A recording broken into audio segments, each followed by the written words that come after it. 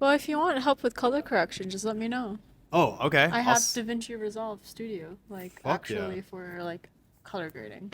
Okay, I'll send it. I'll send it off to you if you Yeah. want to check it out. It's like a 3 minute long. Perfect. That's a perfect Uh, amount of time. yeah, yeah, but no, I mean, I think this whole thing is like, basically, I like to talk to the directors. I like to watch their short films and like, I watched yours. I watched all three a couple times, and I really enjoyed them. I was a complete dickhead on the first go through for the first one that I watched. That's fine. Because I was like, man, this acting is so stilting, you know? Mmm. But then, sorry, what were you going to say? No, I want to Oh hear. my God, I just like opened this up by just criticizing it. But I will say, though, that the ideas in it just are like really, you're working with really, you're working with really kind of complex ideas and putting them on, you know, putting them in, you're creating life out of these ideas. So just kudos. Well, I think like the stilted acting is like probably something about myself when I was directing it. Mm-hmm. I think whatever you have inside will like come out, Mm-hmm. and you don't realize that until like you're seeing the movie and you're like, "Whoa, is that what I'm doing?" I see. And I think the stilted acting, I think it's like probably things that I was fearful in terms of interrogating about myself. I just directed a new movie that I'm in post production on, and for that, like, I think I kind of wanted to go in the opposite direction of like, how do you pare it down to like possibly just one idea? Mm-hmm. How do you keep building that idea? And you build that idea through like you have to like through like really the performance. Mm-hmm. And so I think for this last film that I shot, I Yeah. was just really trying to figure out how to get in touch with the parts of myself that I probably still did in Mm-hmm. my last film because I feel like also filmmaking is like an excuse of how I like force myself to grow as a person. Okay. Okay. So I'm like, oh, okay, so like that's where my mind's going towards. Yeah. And like what like okay, how do I respond to that with the next work? And I feel like I growing as a person through filmmaking, which is yeah, that's like I think the ultimate goal is just a selfish one, which is to grow. And I'm like, okay, so yeah, like I think I'm still proud of that film to some extent because I think it's like No, I mean, I think my friend described it as a math formula. okay. Okay. Do you? I don't think, I did not see No, math no, no. formula at all. What I saw was, Or like a proof, like a math proof. oof.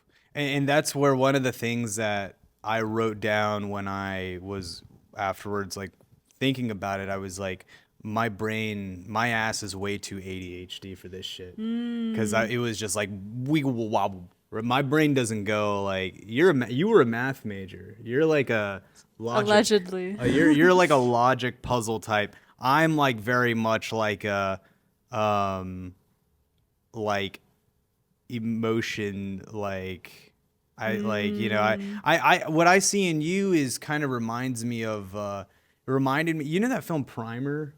by who? It's like it's this really old, it's like this probably from like 1999, or actually even more less. That's I think that's pretty esoteric, but I would say not esoteric, I don't know what the word is, but the word, I think the another movie is Pi.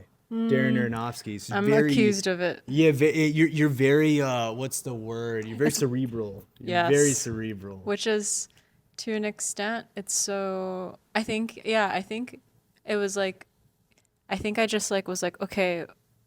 I was just like making this film in like full force, Mm-hmm. and it was just like whatever's in there is coming out. And Amazing. I think it was like I was very cerebral. And I think since then I've been like, okay, do I want to be cerebral all the time? Yeah. And so I think this next project that I'm like currently working on, it's like, okay, how do I get to the different parts of the body? So like this film that I just shot is just like, I mean, you haven't seen it, but you Yeah. will. But it's Yeah. just Yeah. like it's about the body, Okay. and it's Okay. about actually going from the mind to the body. And Hmm. so it was sort of like I think I only realized that after like 2 years of like writing, and it like finally this was like the first thing that like hit my fancy, like, or like that like put off a light bulb. And it was because it was probably this next step in like what I was aching to do, which is always I always want to do the opposite of what I've just done. And so, yeah, it was just like, and I'm learning in order to do the opposite of what you've just done as like an artist and as a filmmaker is to take time. And so, if I were Mm. to like make another film right after that first film that you saw, I think I would Mm. have like directed the performances pretty similarly again. I I wouldn't have any see. time. I wouldn't have had any time to grow as a person. And Yeah. so, yeah, like that's I think you're probably so much of this conversation will be not so much about the movies, but so much about myself. Okay. No, but that's what these conversations should be about, honestly. I think the last podcast I did, it was more about the film and more about the guy's experiences making the film. Hmm. But so in what sense do you mean like that more about, I mean, without revealing anything about the film itself, but when you say body, could you say like this would be a companion piece to the one that you did that was heady and this one would be more body? Is that Well, what you I mean? think it's like you start figuring out the themes that you're constantly revisiting in your works.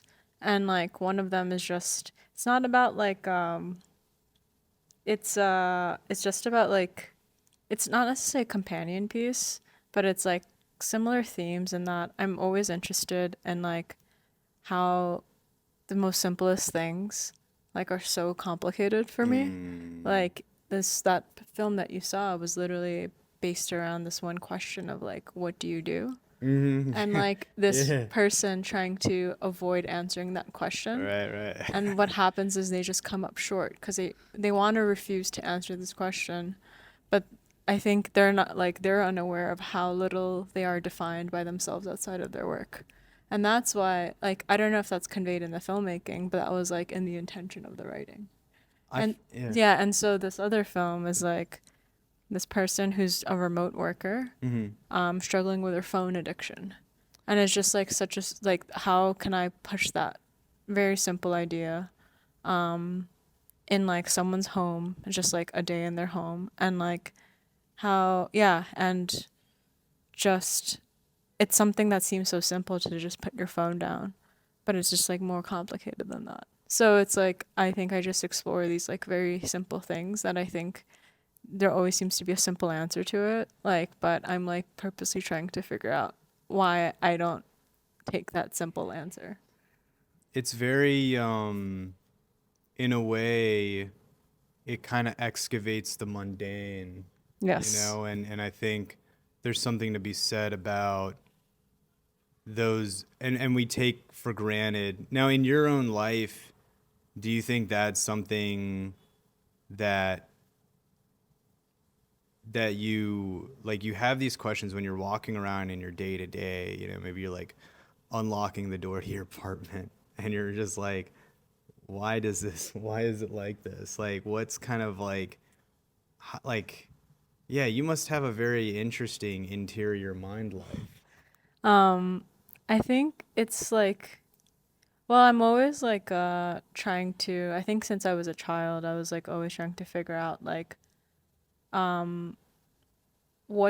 do you like perform as like a person? Wow. Cuz like I just like didn't know how to. Like Okay. I think it's not so much and then like I remember the first time like I had my first friend. It was like not until 3rd grade. Like I was like close to people, but like Mhm. all of a sudden this like kid Eugene just came up to me and was like, "Let's have a play date." And I like never even realized like that's like a thing that could happen to me. Mhm. And then that this person wanted to be my friend, and then it like puts you into this headspace of like what would I what would I do? Like how am I performing that this person all of a sudden wants that? And then also in other ways it's like I would raise my hand in class if we were like discussing a book and I'd say something and I just see like it just like pat wash over people's eyes and like I was like, "Oh, am I like missing something that everyone knows?" Or like am I just like not communicating in some way?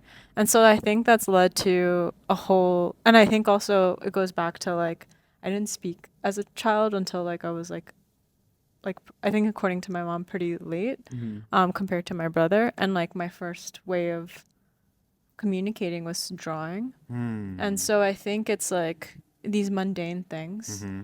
these like interior life, and the reason that I even go towards making art is an effort to communicate, and it's like an effort to like kind of figure. And so it seems mundane, but for me, it's like the mundane, even just like someone asking you the question of like, "Hi, how are you doing?"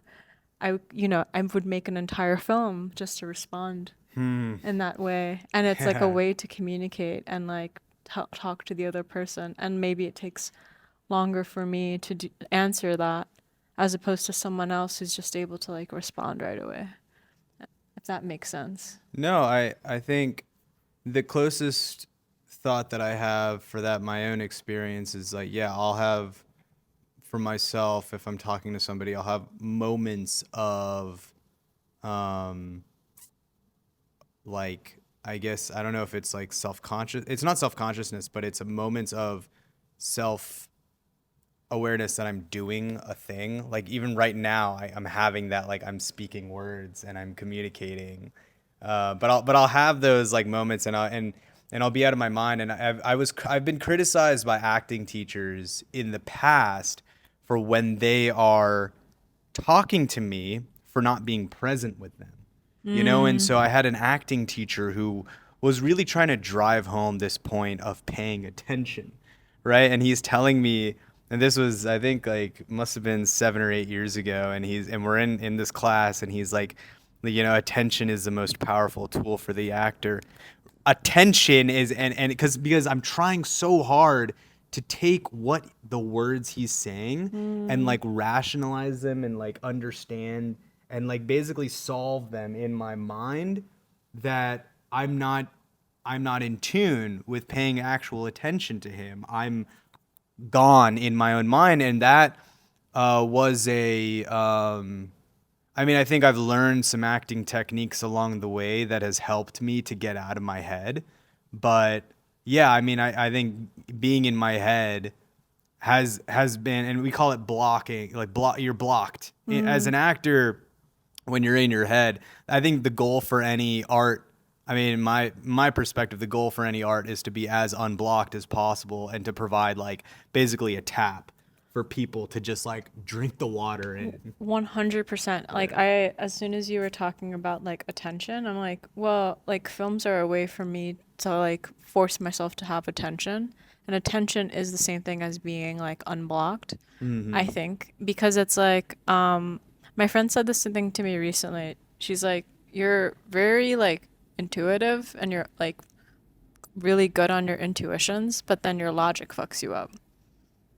So like break that down. So like instead of like I would have a feeling like let's say even like right now, or like if I were to direct a scene, Uh-huh. and if I'm a lot like I think my job is always to like pay attention to like the movie that's happening and Yeah. everything that's occurring and be there for the actor. And I can have like a visceral experience. Like I can have like my emotions and my reactions to it because I'm like basically their audience, but I'm also like figuring out the movie that I want to make. But then like all of a sudden moments later I can just be like in my head like being cerebral like, "Oh, what if what I was feeling was like incorrect and actually this is the way that I should feel about that scene all of a Wow. sudden." Oh my So, but that's gosh. also very hard because it's like you have to figure out how to be in it and Yeah. also how to observe it. But you can't always observe it when you're in it. So it's just like a very complicated like hypnosis. Like I think what it is like you have to put yourself in a psychosis or hypnosis to like kind of be in this like like in this place where you're. I don't know if you felt this way, but like when you're at your what I always describe as my best feeling of being an artist is when Uh-huh. I'm both like so in it Yeah. and also able to like look over it. The flow state. Yeah, I guess that's what it is. But it's like, and it's what I imagine as the flow state is always like, it's the closest to sounding like yourself. Okay. Okay. Do you know what I mean by that? Like in terms of, Like I mean, I think that's the hard, like I keep saying this recently. I was like the hardest thing. And like this was, I think the film that you saw where it was stilted, one part of it was because like I wanted to have this awkwardness, and I'm like, what's the difference between performing awkwardness versus like actors and like Oh actually being awkward, which makes it wow. like an uncomfortable viewer experience, I think, at times. But Yeah. also, the other aspect of it is uh this new this past film that I made. Yeah.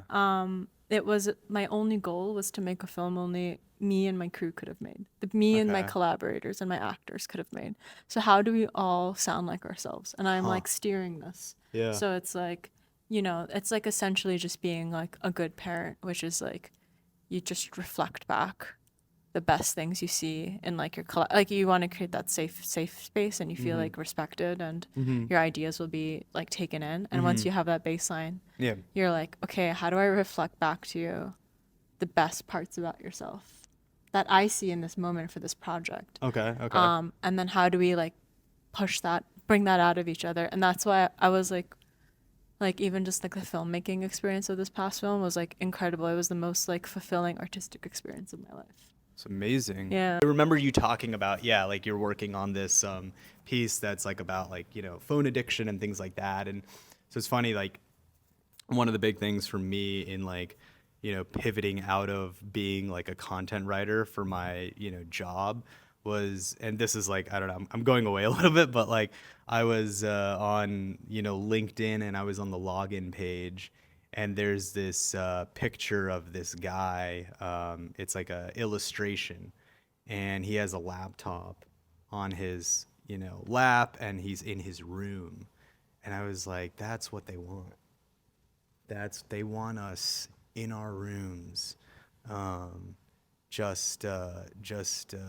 working and addicted to our screens. Anyway, that was a Well, side. yeah, that's like part of what the film's about. It's like, Yeah. when are you not producing money?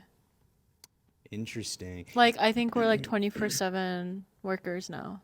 If we're not like, we're always generating, um, like like, yeah, Value, value value, through our yeah. phones for companies to repackage and Like sell. this is going to be, as small as the audience is, it is still a little tiny drop of oil for these companies. And it is, I mean, it's work.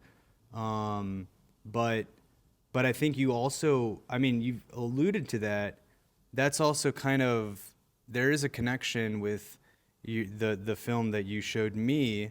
I don't know. You said you're in post production for Yeah, it, so yeah. you're okay. So you're still okay. I don't want to like whatever, but the line, her last line, really hit hard, which is, if I stop, I'll realize something about I myself. realize how tired I actually Yeah, am. exactly. I didn't want to say that, but but yeah, I mean, and it really struck me. And like, I watched it yesterday.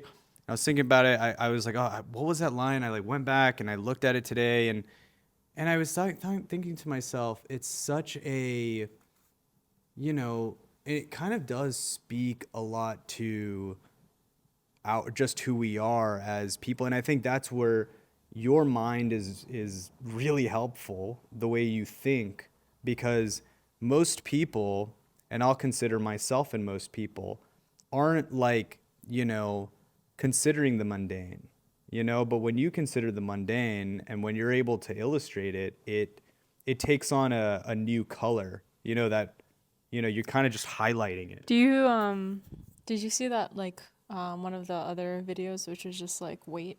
Yeah, no, that was the other one I wanted to I say. was like, Yeah. I was ahead of that TikTok trend Yeah, so no, far ahead. it looked like it reminded me of some old school Adult Swim shit. Yeah, I mean, you can't help the things that you consumed as a kid, Of course, yeah, no, And yeah. but It also was it so was so good. funny because after some of my like I at the end of the day, like the films are never as important as like the discussions you have about them, and like like the ideas that it generates in people. But like I think the most like something I find very fascinating about the work that I'm making is like, for example, apart from that second one, A Little Alone, which I would Mm-hmm. also be interested to hear what you thought about Mm-hmm. it. Yeah, yeah, But I think the first two, when it's like, what do you do?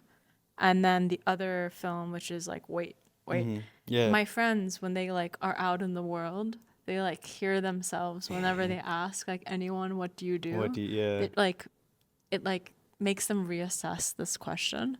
And then they don't even reassess it. It's just like you remember the film and you remember the feelings you had about the film, and then you're actually aware of what you're asking, and like maybe like different, maybe like I don't know. It's like this unnameable space, and then wait is just funny because every time like my friends, like some of my friends, they when they press the wait button, Yeah, the they're just crossword. like wait, wait. So, but I want to just like I want to wait and just kind of circle around that short, that 1 minute long, piece. And what's like, I have like kind of two questions, right? Or maybe three. So, and you can answer however you want, but like, what was the editing process like that? Like, how did you even make that? Two, what is like the language, whatever's going on with that? And the third thing I was gonna say is like, I guess like those two are like good enough to like branch. And then I think, yeah, it was like the hand. Like, I guess like, what's the idea behind it? Yeah, it was It's like just the like a third. very non-verbal, like very just like pictures coming into my head and just Mhm. responding that way. So I grew up in Queens, I grew up in Flushing. Mhm. I grew up in these parking lots, like Mhm. surrounded by so much space. Mhm. And specifically growing up in Flushing, I grew up with like so many different languages all the time. Yeah. And then like, growing up like near 99-cent stores and all that Yeah. stuff. Yeah. And so like what just kind of, and then I saw this like one short film by like one of my friends who's also like low key a role model, Mhm. Lily, who made these stop motion animation films. And it was just like I was like, wait, like you can just make a film like that. Mhm. And it's so interesting. And so that forum was like I was like, I can just make a movie in my room. Mm. And it's like a perfectly like, and it creates an experience that I want, Mm. that I like want for myself. Like Mhm. essentially, I'm always making work for myself. But yeah, so I just like took these photos of these parking lots. I printed them out in Staples, and then I had this thing that's been like running in my head, which was like, what time is it on the clock of the world? Which is a statement by Grace Lee Boggs, which was also, I went to this talk by Gayatri Spivak in Vienna like a couple years ago, like many years ago now. And it's like that question is like a very weird question to ask because like what does that question even mean? Like this world clock, is it the doomsday clock? Mhm.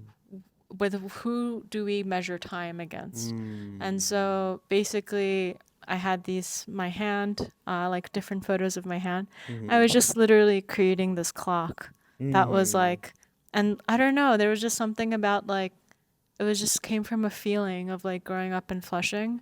Like I went to the 99-cent store and I bought all these things, and I just started like putting things in front of these pictures, and I just was creating these photos. Yeah. um and yeah, and then that was like, it just like feels like a stop motion, it's like it feels like it is a stop motion animation. Mhm. And I was just experimenting with, and if I put like a glass, like if I put this like plastic cover over it, Mhm. it was creating this interesting light. And so it was just like letting the process unfold and like just responding to it. And I think that's when I'm like my best self, when I'm just like not even thinking, I'm just responding. So I don't actually know what it is, like, but it feels like this like never, it's just like this world clock where you don't even know what time it is, because it's like half that clock is in Bangladeshi and Yeah. the other half of that clock is in Cantonese, I believe. Okay. And like where they're just like this Google Translate woman is just like computer is just like saying the time, and it's just like you don't even know what it's getting towards. Right. And it's like it stands more as like I don't even know what that piece means apart from this, like I don't know, it's like that weight, that repetitive weight, as this clock is like counting down to, Right. you don't even know when, you don't even know where it's going towards. And I guess it is about work because it's like you can't, it's like this thing of this mundane monotone Mm. way of like manufacturing, working, these like the way the world is going towards. I don't know if that any of that makes sense, So but are those images like are they what do you call they're like images and then composed together and then you put like some edit effect on it? yeah, that's it. Okay, All I did was okay. like point my camera down I and I see. just Okay. like that's all I And did. you put a little like effect on top of them. That's Those for the little. editing in between I because I see, was I like, see. oh, like how would they go together? And then I don't even know how I did it. Like to be honest, that editing effect, it was like Mhm. actually a mistake. And then I really loved the effect of it. And then That's I the just best like thing. Happy recreated it. mistakes.